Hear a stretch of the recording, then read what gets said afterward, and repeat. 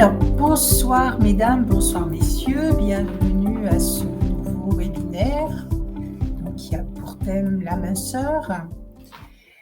Il y a quelques décennies, la notion de prise en charge des quelques kilos en trop était différente. Donc, il y a une quarantaine d'années, nous recevions au comptoir des ordonnances prescrites par des médecins avec un mélange qui était devenu standard, où l'on retrouvait mélangé donc amphétamine, extrait thyroïdien, anxiolytique et diurétique.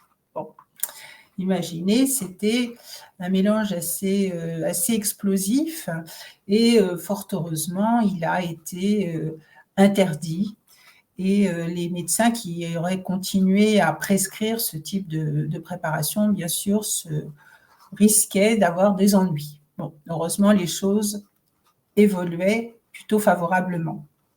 Et puis, ces dernières décennies, au niveau de nos pharmacies, on a pu voir tous les ans apparaître de nouveaux produits qui vantaient donc les propriétés de permettre de perdre des kilos. Hein. C'est l'obsession qui est toujours restée présente chez nos contemporaines.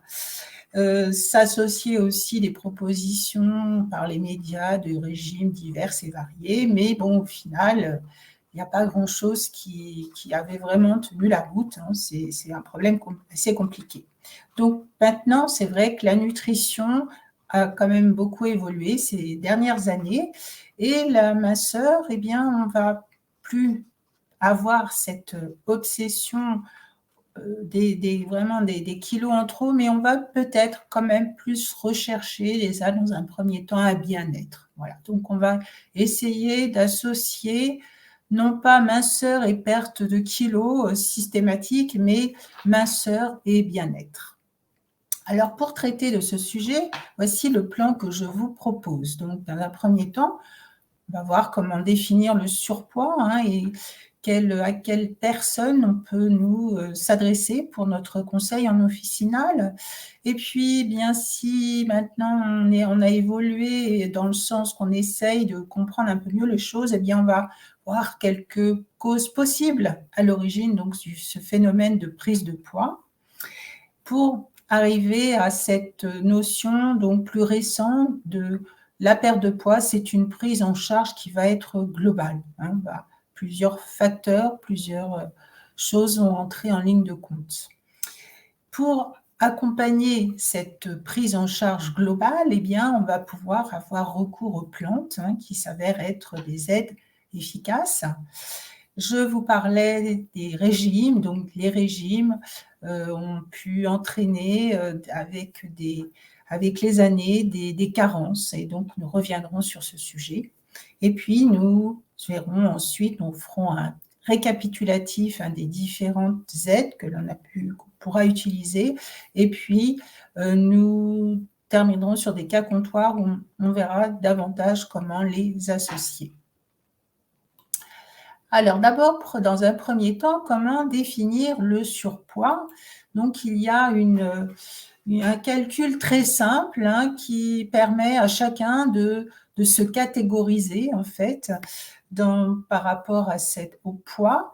Donc en fait, il s'agit de l'indice de masse corporelle. Donc comment on le calcule? On peut tous le calculer prenant deux données, le poids et la taille, donc le poids en kilos sur la taille en mètres carrés, et donc ça nous donne cette IMC, ce qui nous permet de savoir où on en est. Alors, bien sûr, en ce qui concerne la recherche de la minceur, certaines catégories ne seront pas intéressées. Donc à gauche, les personnes en sous-poids, bien sûr, puis un petit peu plus haut, les personnes, on va parler plus de catégories standard que normales, je préfère standard, donc là aussi, pas vraiment intéressées.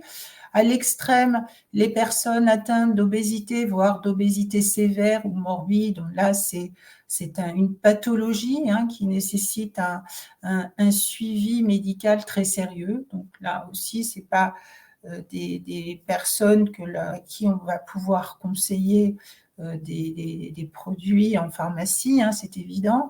Et donc, nous, finalement, eh bien, nous allons nous adresser à ces personnes dont l'IMC se situe entre 25 et 29,9, hein, donc les personnes en surpoids qui, en fait, concernent quand même beaucoup de nos contemporains.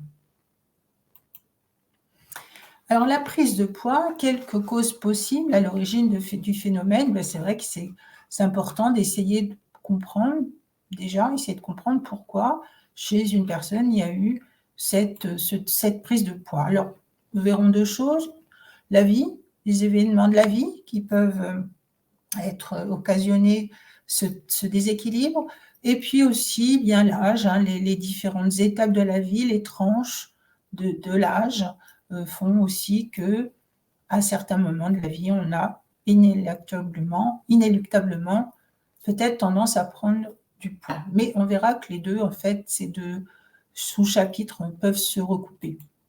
Alors, donc, ce premier chapitre, les circonstances de la vie, les événements, il y a des choses auxquelles on ne peut rien. Bon, on va parler, par exemple, des facteurs génétiques.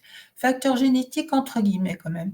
Parce que maintenant aussi, on revient sur cette notion de génétique et on va davantage parler de l'épigénétique, hein, qui consiste à l'impact des facteurs environnementaux sur nos gènes. Donc, nos gènes ne sont pas responsables de tout. Je vous donne un exemple. Une maman qui va mettre au monde un bébé, donc une maman obèse qui va mettre au monde un bébé, ce bébé va, dès le début, dès sa naissance, commencer à construire son microbiote intestinal, d'une part.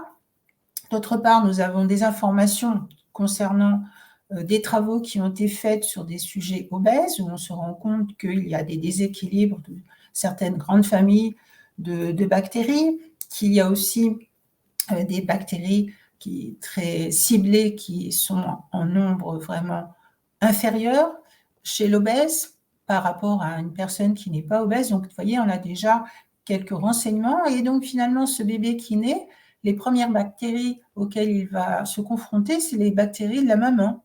Alors, voilà, on peut imaginer déjà qu'il va construire son microbiote avec ces bactéries, donc héritées de sa maman, héritées non pas génétiquement, mais voilà, simplement par la naissance et par voilà, cette première mise en route de son microbiote intestinal. Donc, vous voyez, c'est pour ça, génétique, voilà, maintenant, on revient un petit peu sur ce terme. Et puis, les choses aussi auxquelles on ne peut rien, ce sont des événements comme la grossesse. Inéluctablement, on prend du poids et on le garde, ce poids, après avoir accouché. Et puis aussi la ménopause. Vous voyez, ces grands bouleversements hormonaux qui sont forcément les points de départ de prise de poids. Et puis, il y a des conséquences dans la vie, des décisions comme l'arrêt du tabac, la prise de certains médicaments, des modifications de rythme de vie, du stress. Donc là, mais aussi, ça va impliquer des conséquences, hein, pas forcément pour tout le monde, mais pour certaines personnes. Il va pouvoir y avoir des parts aussi d'une prise de poids. Et puis, il y a aussi nos choix en matière d'alimentation, en matière d'activité physique. Là, on est complètement libre. Là, voilà, c'est nous qui décidons si on souhaite une alimentation équilibrée ou non, et puis si on décide aussi de pratiquer une activité physique. Donc, vous voyez, des choses pour lesquelles on ne peut rien, des conséquences de certains événements et nos propres choix.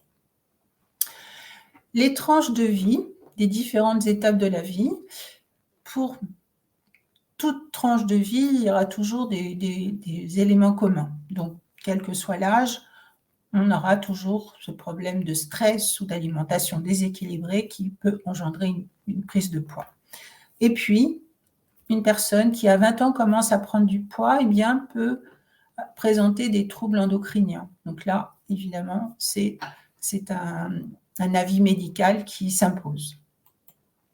Et puis, entre 20 et 40 ans, une autre tranche d'âge, on retrouve aussi stress, alimentation déséquilibrée à l'origine de la prise de poids. Et puis, chez les femmes, c'est l'âge où apparaissent, où les femmes ont ces périodes de grossesse. Donc, là aussi, une tranche de vie particulière. Et puis ensuite, à 50 ans, on retrouve encore stress, alimentation déséquilibrée. Et puis, chez les hommes et chez les femmes, un ralentissement des métabolismes qui s'appelle en fait le syndrome métabolique. Donc là, ça fonctionne un peu moins bien, comme une voiture. À un moment donné, ça s'essouffle et donc on gère moins bien toutes nos fonctions. Et ça aussi, ça peut être aussi le début d'une prise de poids. Et puis, à 50 ans, chez la femme, eh bien, pour toute femme, c'est aussi cette période de ménopause. Alors, la perte de poids, une prise en charge globale, donc il y a plusieurs aspects qu'il ne faudra pas oublier. Donc, l'hygiène de vie, l'état du système digestif et aussi possibilité de dysfonctionnement métabolique.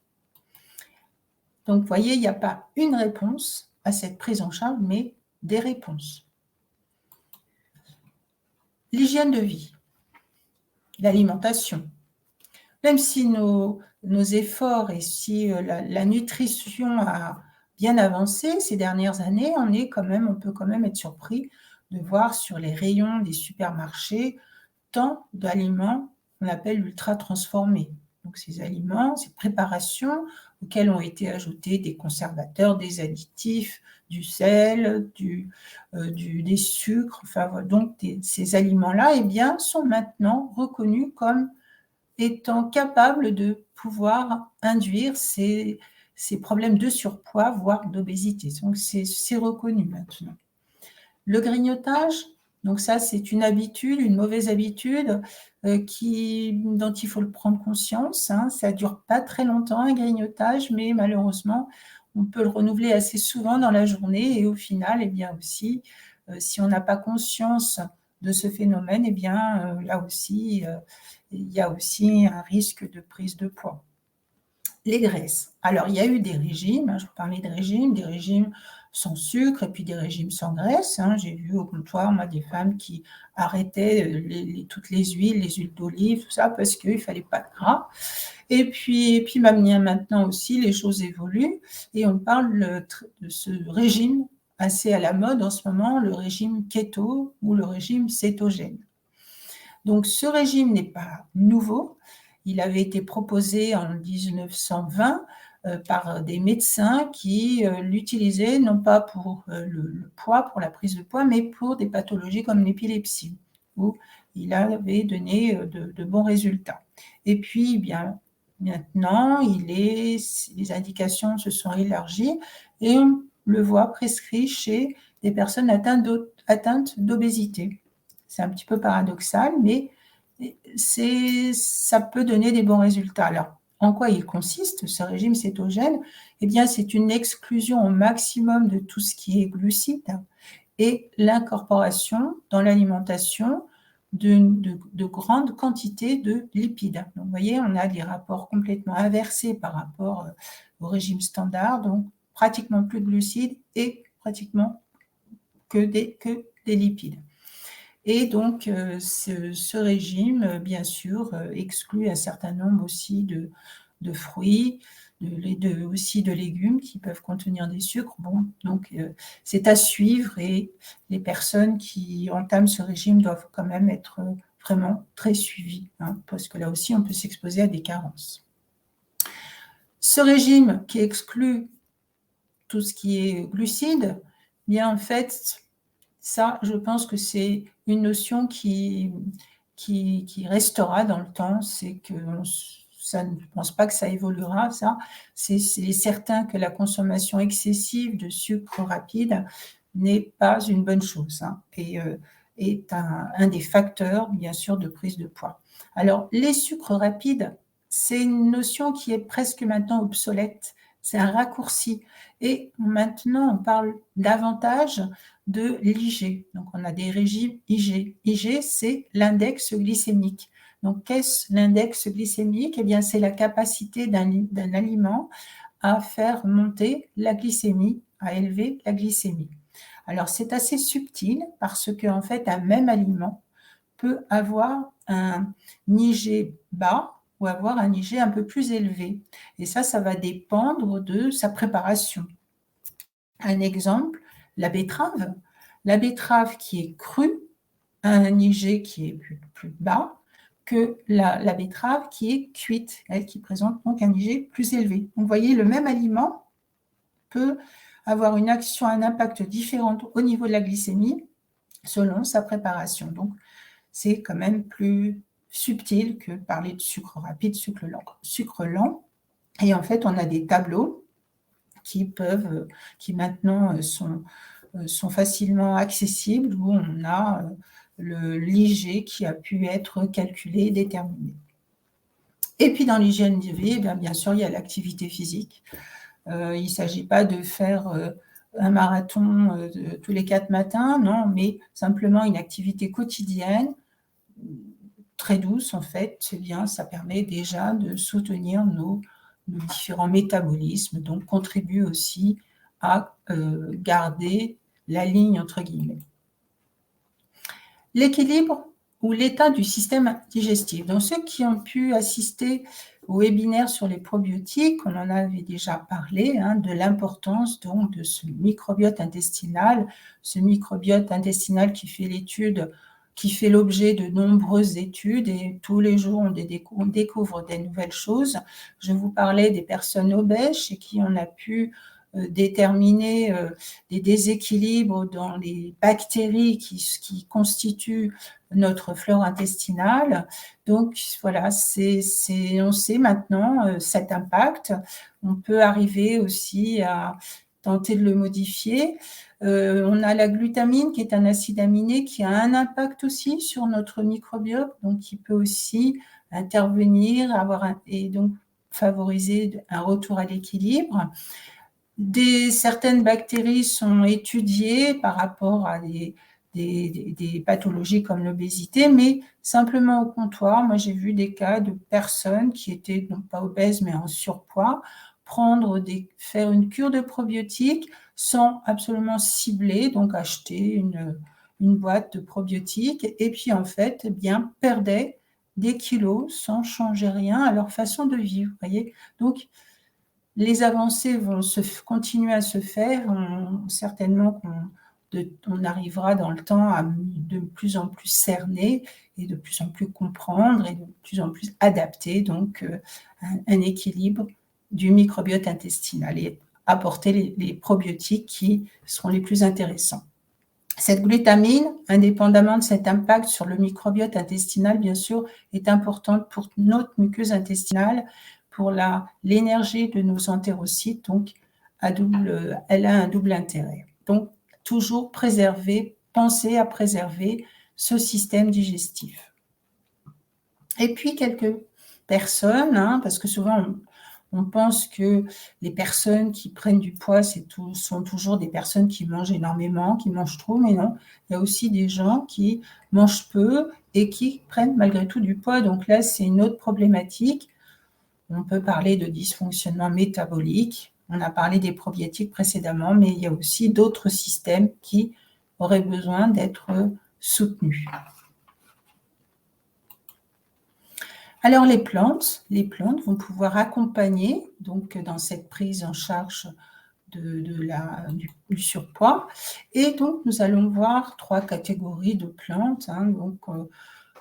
Donc, nous parlerons de ces plantes qui vont être intéressantes pour les métabolismes ralentis, des plantes diurétiques avec d'autres propriétés pour certaines, et puis aussi des plantes qui vont permettre aussi de contrôler l'appétit, d'avoir cette gestion donc de l'appétit. Alors, les métabolismes ralentis, donc on a ce qu'on appelle le drainage hépatobiliaire, donc lorsque ce foie qui a comme mission importante pour notre organisme d'assurer la détoxification hépatique, donc qui va consister en la transformation de molécules lipophiles en molécules hydrophiles, donc qui vont ensuite pouvoir être éliminées de notre organisme. Vous voyez, ça a un impact quand même, bien sûr, sur le poids directement.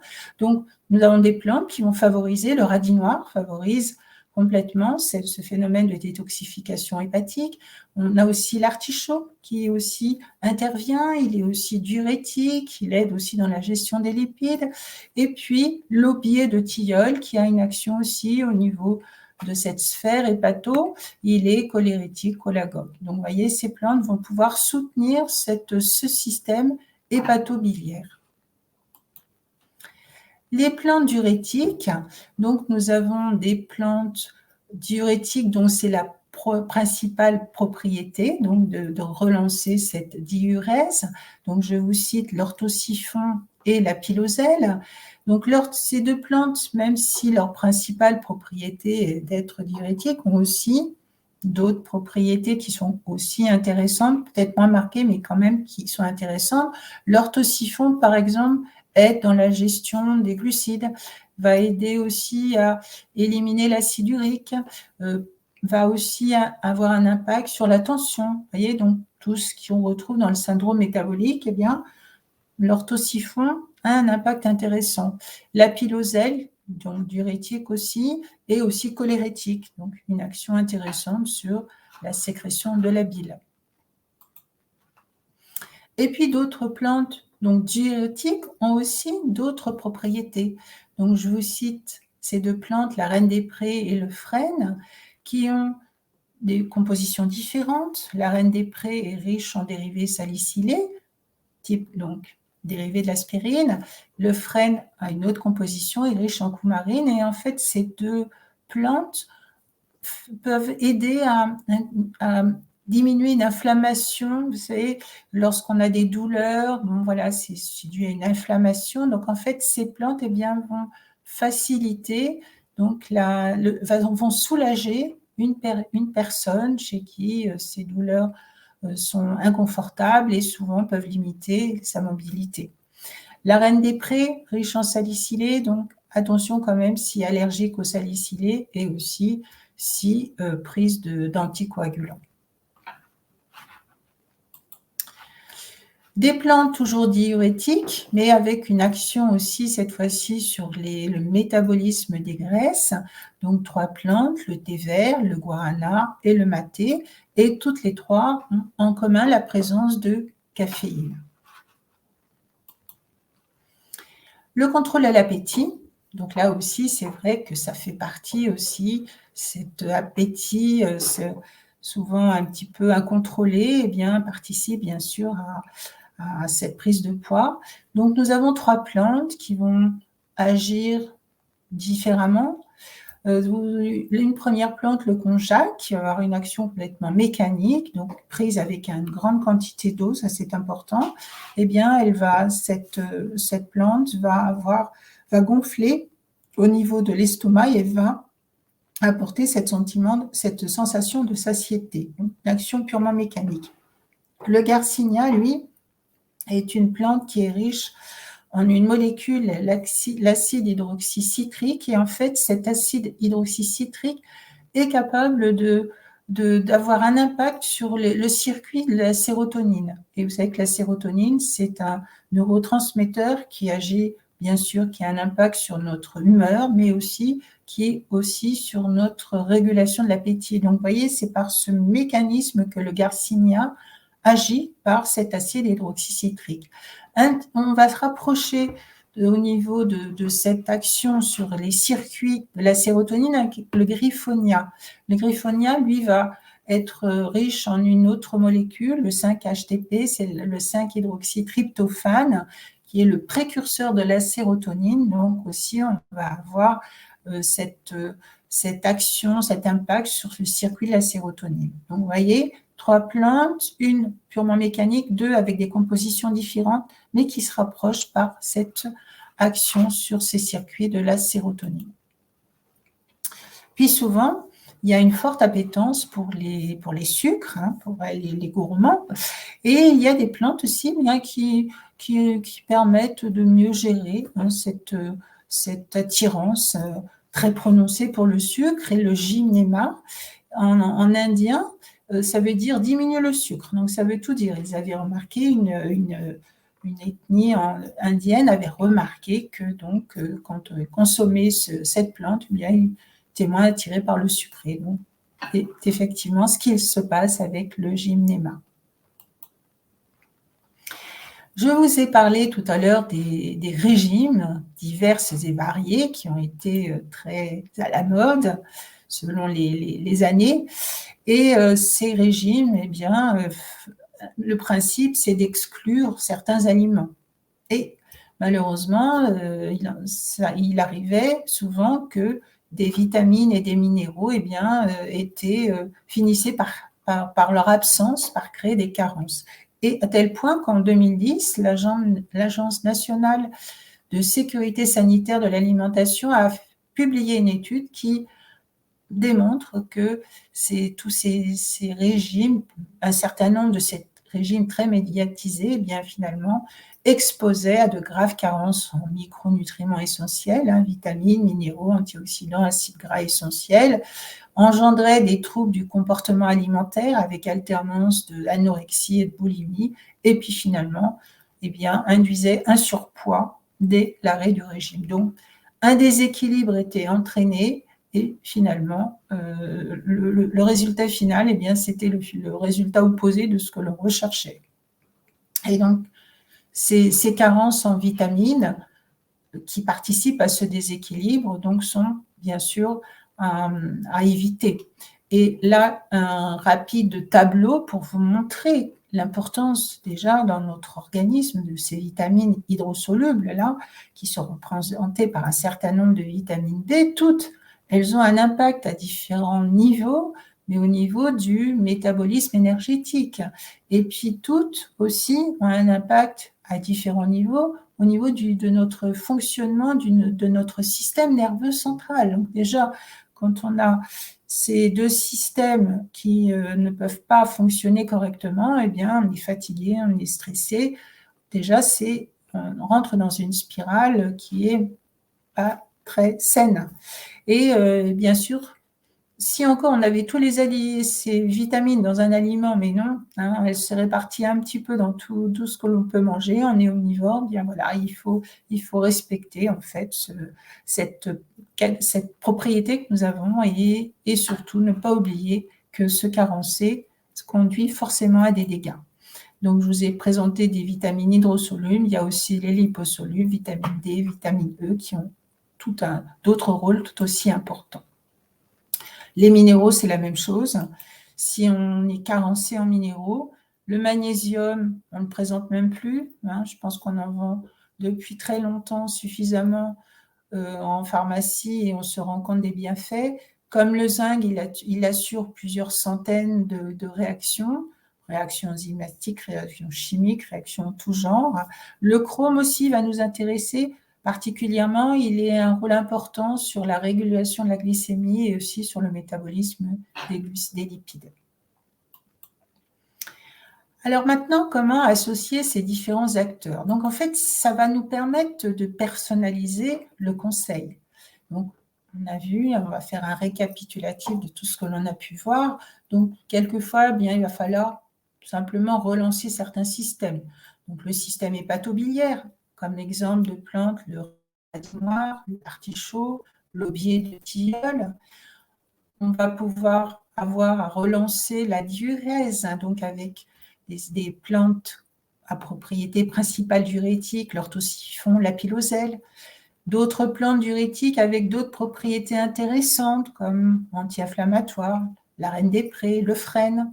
Et puis aussi des plantes diurétiques aussi qui vont être actives sur le métabolisme des graisses, donc comme le thé vert, le maté, le guarana.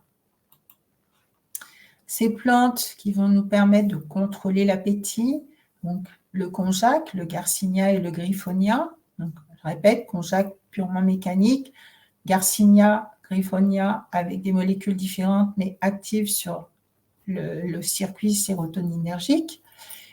Diminuer l'envie du sucré avec le gymnéma et puis surtout ne pas oublier d'entretenir nos apports quotidiens en vitamines, en nutriments, donc vitamines, minéraux et pas oublier la glutamine, un acide aminé si important. Bien écoutez, je vous remercie pour votre écoute ce soir. Voilà, après une journée de travail, je vous remercie d'avoir été là.